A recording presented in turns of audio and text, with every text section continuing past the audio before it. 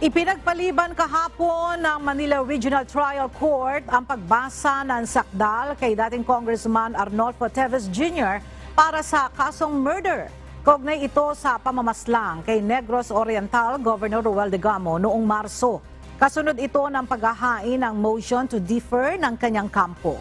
Katwiran ng abogado ng puganteng mambabatas, marami umanong mosyon ang kailangang resolbahin. Muling itinakda ang arraignment sa November 29.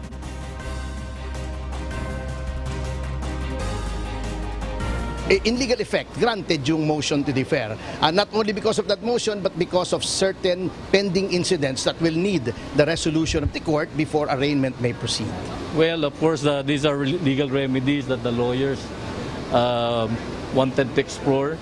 They wanted to explore the limits of the rules, of course. Siyempre, di ba?